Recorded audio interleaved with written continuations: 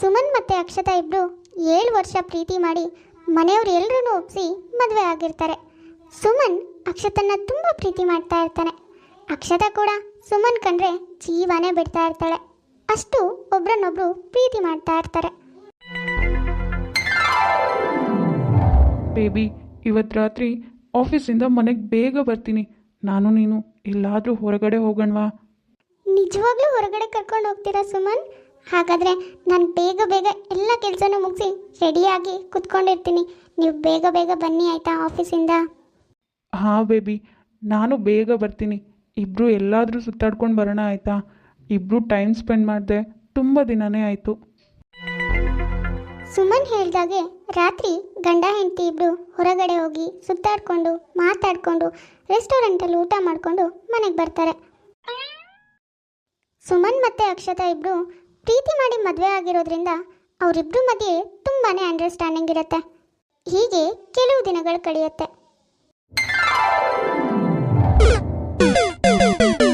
ಸುಮನ್, ತುಂಬ ದಿನ ಆಗಿದೆ ಶಾಪಿಂಗ್ ಏನೂ ಮಾಡ್ದೇನೆ. ಇವತ್ತು ನೀವು ಬರುವಾಗ ನನಗೆ ನೈಟ್ ಡ್ರೆಸ್ ತೊಗೊಂಡು ಬರ್ತೀರಾ? ನನಗೆ ಮನೇಲಿ ಹಾಕೋಕ್ಕೆ ಯಾವ ಬಟ್ಟೆನೂ ಇಲ್ಲ, ಎಲ್ಲ ಹಳತಾಗ್ಬಿಟ್ಟಿದೆ. ತೊಗೊಂಡು ಬರ್ತೀರಾ ಸುಮನ್? ಇಷ್ಟೇನಾ ಬೇಬಿ? ನೀನು ಬೆಳಗ್ಗೆನೇ ಹೇಳಿದಿದ್ರೆ ನನ್ನ ಜೊತೆನೇ ನಿನ್ನೂ ಕರ್ಕೊಂಡು ಬರ್ತಿದ್ದೆ. ನಿನ್ಗೆ ಯಾವ್ದ್ಯಾವ್ದು ಬೇಕೋ ಇಷ್ಟ ಆಗಿರೋದು ತೊಗೋಬೋದಿತ್ತು. ಇಲ್ಲ ಅಂದಿದ್ರೆ ಆಫೀಸಿಂದನೇ ಸ್ವಲ್ಪ ಬೇಗ ಬರ್ತಿದ್ದೆ, ಆವಾಗ ನಾವಿಬ್ಬರೂ ಹೋಗ್ಬೋದಿತ್ತಾ? ಪರವಾಗಿಲ್ಲ ಸುಮನ್, ನಿಮ್ಗೆ ಯಾವ್ದು ಇಷ್ಟ ಆಗುತ್ತೋ ಅದೇ ಡ್ರೆಸ್ ತೊಗೊಂಡು ಬನ್ನಿ. ಮನೇಲೇ ಹಾಕೋಕಲ್ವಾ, ಏನೂ ಆಗಲ್ಲ. ಸರಿ ಬೇಬಿ, ಹಾಗಾದರೆ ನಾನು ಬರ್ತಾ ನಿನಗೊಂದು ಫೋನ್ ಮಾಡ್ತೀನಿ, ಹಾಗೆ ತೊಗೊಂಡು ಬರ್ತೀನಿ ಆಯಿತಾ? ನಿನ್ಗೆ ಯಾವ್ದ್ಯಾವ್ದು ಬೇಕು ಅಂತ ಹೇಳು. ಅಕ್ಷತಾ ಏನೇ ಕೇಳಿದ್ರು ಸುಮನ್ ಇಲ್ಲ ಅಂತ ಮಾತ್ರ ಹೇಳ್ತಿರಲ್ಲ. ಯಾಕೆ ಅಂದರೆ ಅವನಿಗೆ ಅವಳು ಅಂದರೆ ತುಂಬಾ ಸ್ಪೆಷಲ್. ಅದಕ್ಕೆ ಅವಳಿಗೆ ಏನೇ ಕೇಳಿದ್ರು ಮನಸ್ಫೂರ್ತಿಯಾಗಿ ಕೊಡಿಸ್ತಾ ಇರ್ತಾನೆ. ಹೀಗೆ ಕೆಲವು ದಿನಗಳು ಕಳೆಯುತ್ತೆ. ಮದುವೆ ಆದಮೇಲೆ ಅಕ್ಷತನ ಮೊದಲನೇ ಬರ್ತಡೇ ಇರುತ್ತೆ. ಹೆಂಡತಿ ಬರ್ತಡೇ ಅಂದರೆ ಗಂಡನಿಗೆ ತುಂಬಾ ಸ್ಪೆಷಲ್. ಅದು ಪ್ರೀತಿ ಮಾಡಿದವರಿಗಂತೂ ತುಂಬಾ ಅಂದರೆ ತುಂಬಾ ಸ್ಪೆಷಲ್. ಹಾಗಾಗಿನೇ ಸುಮನ್ ಸರ್ಪ್ರೈಸ್ ಪ್ಲ್ಯಾನ್ ಮಾಡಿರ್ತಾನೆ. ಅರೆ, ಇದೇನು ಸುಮನ್ ನನ್ನ ಬರ್ತ್ಡೇ ಮರ್ತ್ಬಿಟ್ಟಿದ್ದಾರಾ ಹೇಗೆ? ಬೆಳಗ್ಗೆ ಒಂದು ವಿಶ್ ಕೂಡ ಮಾಡಿಲ್ವಲ್ಲ. ಇಷ್ಟು ವರ್ಷದಲ್ಲಿ ಯಾವತ್ತೂ ಇವ್ರು ಹೀಗೆ ಮಾಡಿರಲಿಲ್ಲ, ಆದರೆ ಇವತ್ತು ಯಾಕೆ ಹೀಗೆ ಮಾಡಿದ್ದಾರೆ? ಫೋನ್ ಮಾಡಿ ಮಾತಾಡಬೇಕು. ಹಲೋ, ಎಲ್ಲಿದ್ದೀರಾ ಸುಮನ್ ನೀವು? ಅದು ಅಕ್ಷತಾ, ಅರ್ಜೆಂಟ್ ಕೆಲಸ ಇತ್ತು, ಅದಕ್ಕೆ ಹೊರಗಡೆ ಬಂದಿದ್ದೆ. ಸರಿ ಇರು, ನಿನ್ಗೆ ಆಮೇಲೆ ಫೋನ್ ಮಾಡ್ತೀನಿ ಆಯಿತಾ? ಅರೆ ಸುಮನ್ ಸುಮನ್, ಛೇ, ಫೋನ್ ಕಟ್ ಮಾಡೇ ಬಿಟ್ರು. ಅವ್ರಿಗೆ ನನ್ನ ಬರ್ತ್ಡೇ ಬಗ್ಗೆ ಏನೂ ನೆನಪೇ ಇಲ್ಲ. ಅದಕ್ಕೆ ಬೆಳಗ್ಗೆ ಒಂದು ವಿಶ್ ಕೂಡ ಮಾಡ್ದೇನೆ ಹೊರಗೆ ಹೋಗಿದ್ದಾರೆ. ಸುಮನ್ ವರ್ತನೆ ನೋಡಿ ಅಕ್ಷತನಿಗೆ ತುಂಬಾ ಬೇಜಾರಾಗುತ್ತೆ. ಅದೇ ಬೇಜಾರಿನಲ್ಲೇ ರೂಮಿಂದ ಹೊರಗೆ ಬರ್ತಾಳೆ. Happy birthday to you, happy birthday to you, happy birthday to you dear my sweetheart. Suman Akshata ಹೇಳೋದ್ರೊಳಗೇನೆ ಎಲ್ಲ ಸರ್ಪ್ರೈಸ್ ಆಗಿ ರೆಡಿ ಮಾಡಿರ್ತಾನೆ. ಅದನ್ನೆಲ್ಲ ನೋಡಿ ಅಕ್ಷತನಿಗೆ ತುಂಬಾ ಖುಷಿಯಾಗುತ್ತೆ. ಥ್ಯಾಂಕ್ ಯು ಸೋ ಮಚ್ ಹಬ್ಬಿ. ನೀವು ನನ್ನ ಬರ್ತ್ಡೇನ ಮರ್ತಿದ್ದೀರಾ ಅಂತ ಅಂದ್ಕೊಂಡಿದ್ದೆ, ಆದರೆ ಇಷ್ಟು ಸ್ಪೆಷಲ್ ಆಗಿ ಸರ್ಪ್ರೈಸ್ ಕೊಟ್ಟಿದ್ದಕ್ಕೆ ನನಗೆ ತುಂಬಾ ಖುಷಿ ಆಗ್ತಿದೆ. Thank you so much. ಹೀಗೆ ಅವರಿಬ್ರು ಖುಷಿ ಖುಷಿಯಾಗಿರ್ತಾ ಮದುವೆ ಆಗಿ 1 ವರ್ಷನೇ ಕಳೆದೋಗಿರುತ್ತೆ. ಹಲೋ, ಏನು ಅಕ್ಷತಾ ಅವಾಗಿಂದ ಫೋನ್ ಮಾಡ್ತಾನೆ ಇದೆಯಲ್ಲ? ನಾನು ಆಫೀಸ್ನಲ್ಲಿದ್ದೀನಿ, ತುಂಬ ಬ್ಯುಸಿ ಇದ್ದೀನಿ. ಯಾಕೆ ಪದೇ ಪದೇ ಫೋನ್ ಮಾಡ್ತಿದ್ಯಾ? ಅದು ಸುಮನ್, ಮನೇಲಿ ರೇಷನ್ ಎಲ್ಲ ಖಾಲಿ ಆಗಿದೆ, ಬರ್ತಾ ಮರಿದೆ ತಗೊಂಡು ಬನ್ನಿ ಆಯಿತಾ? ಓ ಹೌದಾ, ಸರಿ, ನಾನು ಆಮೇಲೆ ಫೋನ್ ಮಾಡ್ತೀನಿ. ಇವಾಗ ಫೋನ್ ಇಡು ನೀನು. ಛೇ, ಅವಾಗೆಲ್ಲ ಇನ್ನೂ ಮಾತಾಡು, ಯಾಕೆ ಇಷ್ಟು ಬೇಗ ಫೋನ್ ಇಡ್ತಿದ್ಯಾ ಅಂತ ಹೇಳ್ತಾ ಇದ್ರು. ಆದರೆ ಇವಾಗ ಯಾವಾಗ ಫೋನ್ ಇಡ್ತೀನೋ ಅಂತ ಕಾಯ್ತಿರ್ತಾರೆ ಅನ್ಸುತ್ತೆ. ಯಾಕೆ ಹೀಗೆಲ್ಲ ಮಾಡ್ತಿದ್ದಾರೆ ಇವರು? ಏನಾಗಿದೆ ಇವರಿಗೆ? ಸಂಜೆ ಆಫೀಸ್ ಎಲ್ಲ ಮುಗಿಸ್ಕೊಂಡು ಸುಮನ್ ಮನೆಗೆ ಬರ್ತಾನೆ. ಸುಮನ್ ಮನೆಗೆ ಬರ್ತಾ ರೇಷನ್ ತಗೊಂಡು ಬನ್ನಿ ಅಂತ ಹೇಳಿದೆ, ತಗೊಂಡು ಬಂದ್ರಾ? ಓ ಹೌದಲ್ವಾ, ಸಾರಿ ಅಕ್ಷತಾ, ಆಫೀಸ್ನಲ್ಲಿ ತುಂಬ ಕೆಲಸ ಇತ್ತು, ಅದಕ್ಕೆ ತುಂಬ ಸುಸ್ತಾಗಿಬಿಟ್ಟಿದೆ. ನೀನು ಹೇಳಿದ ನೆನಪೇ ಆಗಿಲ್ಲ ಕಣೆ. ನಾಳೆ ಬರ್ತಾ ತೊಗೊಂಡು ಬರ್ತೀನಿ. ಏನು? ನಾನು ಅಷ್ಟಲ್ಲದೆ ಫೋನ್ ಮಾಡಿ ಹೇಳಿದ್ದೀನಿ, ಆದರೆ ಮರ್ತೋಯ್ತು ಅಂತ ಎಷ್ಟು ಸುಲಭವಾಗಿ ಹೇಳ್ತಿದ್ದೀರಾ ನೀವು? ಅಲ್ಲ, ಮತ್ತೆ ರಿಟರ್ನ್ ಕಾಲ್ ಮಾಡ್ತೀನಿ ಅಂತ ಹೇಳಿದ್ರಿ, ಆದರೆ ಫೋನ್ ಕೂಡ ಮಾಡಿಲ್ಲ. ಮೊದಲೆಲ್ಲ ನಾನು ಮಾತಾಡಿಲ್ಲ ಅಂದರೆ ಯಾಕೆ ಫೋನ್ ಕಟ್ ಮಾಡ್ತಿದ್ಯಾ, ಇನ್ನೂ ಮಾತಾಡು ಅಂತಿದ್ರಿ. ಆದರೆ ಇವಾಗ ಫೋನ್ ಯಾಕಾದರೂ ಮಾಡ್ತಾಳೇನೋ, ಯಾವಾಗ ಇರ್ತಾಳೋ ಅಂತೀರಾ. ಅಕ್ಷತಾ, ಇದ್ರ ಬಗ್ಗೆ ನಾವು ಆಮೇಲೆ ಮಾತಾಡೋಣ. ಅದೆಲ್ಲ ಬಿಡು, ನನಗೆ ತುಂಬ ಸುಸ್ತಾಗಿದೆ. ಊಟಕ್ಕೆ ರೆಡಿ ಮಾಡು, ನಾನು ಫ್ರೆಶ್ ಆಗಿ ಬರ್ತೀನಿ. ಛೇ, ನಾನು ಇಷ್ಟೆಲ್ಲ ಕೋಪ ಮಾಡ್ಕೊಂಡ್ರು, ಕಿರ್ಚಾಡಿದ್ರು, ಏನೂ ಆಗೇ ಇಲ್ಲ ಅನ್ನೋ ಹಾಗೆ ಅವ್ರ ಪಾಡಿಗೆ ಅವ್ರ ರೂಮಿಗೆ ಹೋದ್ರು. ಆದರೆ ಆವಾಗ ನಾನು ಚೂರು ಕೋಪ ಮಾಡ್ಕೊಂಡಿದ್ರೆ ಎಷ್ಟೊಂದು ಸಾರಿ ಕೇಳ್ತಾ ಇದ್ರು. ಚಾಕ್ಲೇಟ್ ಎಲ್ಲ ತಗೊಂಡು ಬಂದು ನನ್ನ ಕೋಪ ಕಡಿಮೆ ಆಗೋವರೆಗೂ ನನ್ನ ಜೊತೆನೇ ಇರ್ತಿದ್ರು. ಅವ್ರು ಎಲ್ಲಿಗೂ ಹೋಗ್ತಿರ್ಲಿಲ್ಲ. ಆದರೆ ಇವಾಗ ತುಂಬ ಬದಲಾಗಿದ್ದಾರೆ. ಸುಮನ್ ದಿನ ಕಳೆದಾಗೂ ಅವನ ವರ್ತನೆ ತುಂಬಾ ಬದಲಾಗಿರುತ್ತೆ. ಪಾಪ, ಇದರಿಂದ ಅಕ್ಷತಾ ತುಂಬಾ ಬೇಜಾರು ಮಾಡ್ಕೋತಾ ಇರ್ತಾಳೆ. ಹೀಗೆ ಮದುವೆ ಆಗಿ 2 ವರ್ಷ ಕಳೆಯುತ್ತೆ. ಹೀಗೆ ದಿನ ಕಳೆದಾಗೂ ಸುಮನ್ ಕೆಲಸ, ಆಫೀಸ್ ಅಂತ ತುಂಬಾ ಬ್ಯುಸಿಯಾಗಿರ್ತಾನೆ. ಹೆಂಡತಿ ಬಗ್ಗೆ ಗಮನ ಕೊಡೋದೇ ಕಡಿಮೆ ಮಾಡಿರ್ತಾನೆ. ಅಕ್ಷತನಿಗೆ ಈ 2 ವರ್ಷದ ಜರ್ನಿ ತುಂಬಾ ಸ್ಪೆಷಲ್. ಯಾಕೆ ಅಂದರೆ ತಾನು ಪ್ರೀತಿ ಮಾಡಿರೋ ಹುಡುಗನ ಜೊತೆನೆ ಮದುವೆ ಆಗಿ 2 ವರ್ಷ ಆಗಿದೆ ಅಂತ. ಆದರೆ ಸುಮನ್ಗೆ ಇದು ಯಾವುದು ನೆನಪೇ ಇರಲ್ಲ. ರೀ, ಇವತ್ತೇನು ಸ್ಪೆಷಲ್ ಅಂತ ಗೊತ್ತಿದೆಯಾ ನಿಮಗೆ? ಹೌದಾ? ಏನು ಅಕ್ಷತಾ, ನನಗೆ ಗೊತ್ತಿಲ್ಲ. ನೀನು ಬೇಗ ಹೇಳು, ನಾನು ಕೆಲ್ಸಕ್ಕೆ ಹೋಗಬೇಕು, ಟೈಮ್ ಆಗ್ತಿದೆ. ಹಾಂ, ನಿಜವಾಗ್ಲೂ ಏನು ಸ್ಪೆಷಲ್ ಅಂತ ಗೊತ್ತಿಲ್ವೇನ್ರಿ ನಿಮಗೆ? ನಮ್ಮಿಬ್ಬರಿಗೂ ಇವತ್ತು ತುಂಬ ಸ್ಪೆಷಲ್ ಡೇ ಸುಮನ್. ಅಕ್ಷತಾ, ಸುಮ್ಮನೆ ಪೀಟಿಗೆ ಹಾಕ್ಬೇಡ. ಏನು ವಿಷಯ ಅಂತ ಹೇಳು. ನನಗೆ ಆಫೀಸಿಗೆ ಲೇಟ್ ಆಗ್ತಿದೆ. ಇಲ್ಲ ಅಂದರೆ ಸಂಜೆ ಬಂದು ಮಾತಾಡ್ತೀನಿ. ಸರಿ, ಬಾಯ್. ಅಯ್ಯೋ ರೀ, 1 ನಿಮಿಷ ನಿಂತ್ಕೊಳ್ರಿ, ನಾನು ಹೇಳೋದು ಕೇಳಿಸ್ಕೊಳ್ಳಿ. ಅಯ್ಯೋ ಛೇ, ಹೋಗೇ ಬಿಟ್ರು.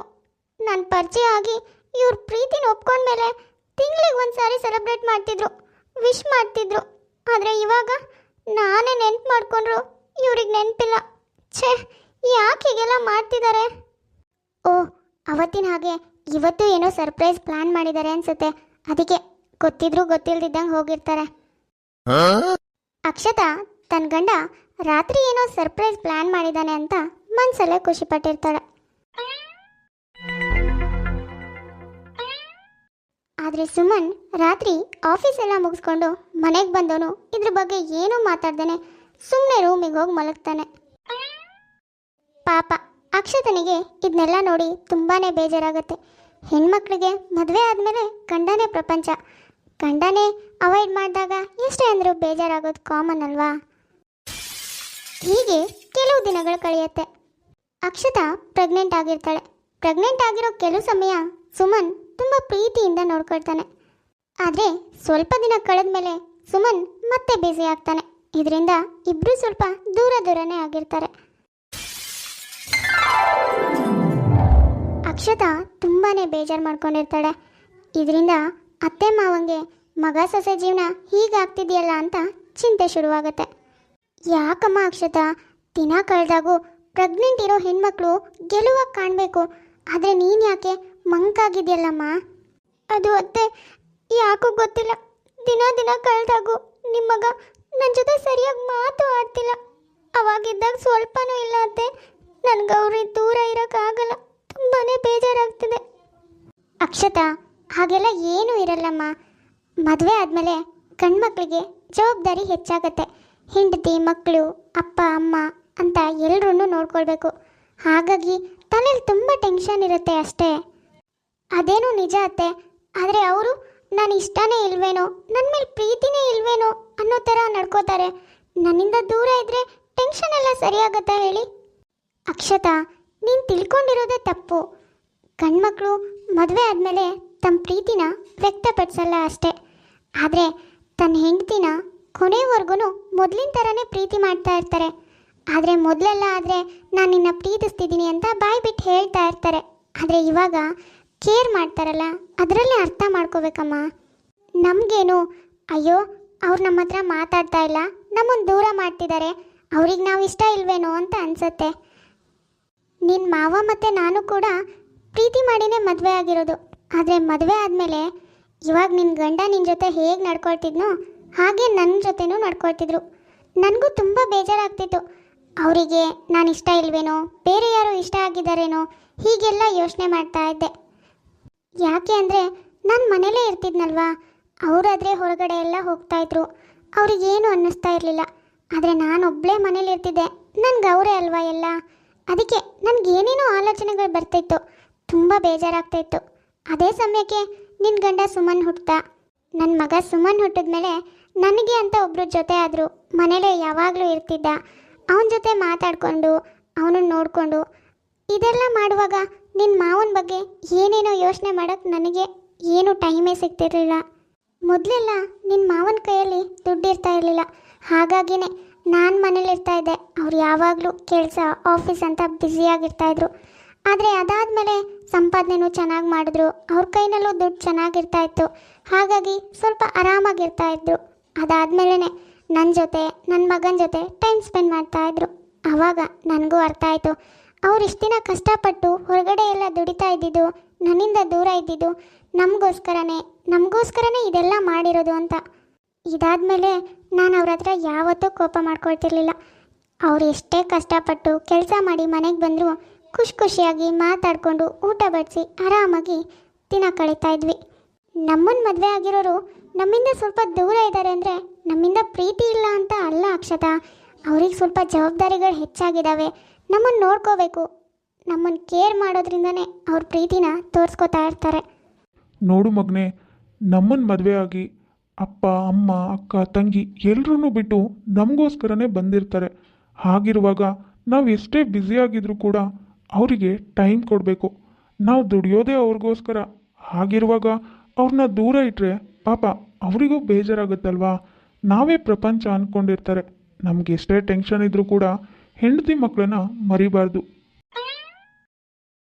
ಮಗ ಸೊಸೆ ಇಬ್ಬರಿಗೂ ರಘು ಮತ್ತು ಕುಸುಮಾ ಬುದ್ಧಿ ಹೇಳ್ತಾರೆ. ಅಕ್ಷತಾ ಮತ್ತು ಸುಮನ್ ಕೂಡ ಅವ್ರು ಹೇಳ್ತಾ ಇರೋದು ಅರ್ಥ ಆಗುತ್ತೆ. ಸಾರಿ ಅಕ್ಷತಾ, ನಿನಗೆ ತುಂಬ ನೋವಾಗಿದೆ, ನನಗೆ ಗೊತ್ತು. ಇನ್ಯಾವತ್ತೂ ನನ್ನಿಂದ ನೋವಾಗಲ್ಲ. ಮೊದಲಿನ ಹಾಗೇ ನಿನ್ನ ಜೊತೆ ಟೈಮ್ ಸ್ಪೆಂಡ್ ಮಾಡ್ತೀನಿ. ನಾನು ನಿಮಗೆ ತುಂಬ ಕಿರಿಕಿರಿ ಮಾಡಿಬಿಟ್ಟೆ, ನಿಮ್ಮನ್ನು ಅರ್ಥನೇ ಮಾಡ್ಕೊಂಡಿಲ್ಲ. ಸಾರಿ ಕಣ್ರಿ, ಇನ್ಯಾವತ್ತೂ ಹಾಗೆ ಮಾಡಲ್ಲ, ನಿಮ್ಮ ಜೊತೆ ಒಟ್ಟಾಗಿ ನಡ್ಕೊಳ್ಳಲ್ಲ. ನೋಡಿದಲ್ಲ ವೀಕ್ಷಕರೇ, ಇವತ್ತಿನ ನಮ್ಮ ವಿಡಿಯೋ ಸ್ವಲ್ಪನಾದರೂ ಇಷ್ಟ ಆಗಿದ್ರೆ ಪ್ಲೀಸ್ ನಮ್ಮ ಚಾನಲ್ನ ಸಬ್ಸ್ಕ್ರೈಬ್ ಮಾಡ್ಕೊಳ್ಳಿ, ಲೈಕ್ ಮಾಡಿ, ಶೇರ್ ಮಾಡಿ, ಹಾಗೆ ಕಮೆಂಟ್ ಮಾಡಿ. ತುಂಬ ಜನ ಹಾಗೆ ವೀಡಿಯೋಸ್ ನೋಡ್ತಾ ಇದ್ದಾರೆ. ಯಾರ್ಯಾರು ಹಾಗೆ ವೀಡಿಯೋಸ್ ನೋಡ್ತಾ ಇದ್ದಾರೆ ದಯವಿಟ್ಟು ಸಬ್ಸ್ಕ್ರೈಬ್ ಮಾಡ್ಕೊಳ್ಳಿ. ಸರಿ ವೀಕ್ಷಕರೇ, ನಾನಿನ್ನ ಹೊರಡ್ತೀನಿ. ನೆಕ್ಸ್ಟ್ ವಿಡಿಯೋದಲ್ಲಿ ಮತ್ತೆ ಸಿಗೋಣ.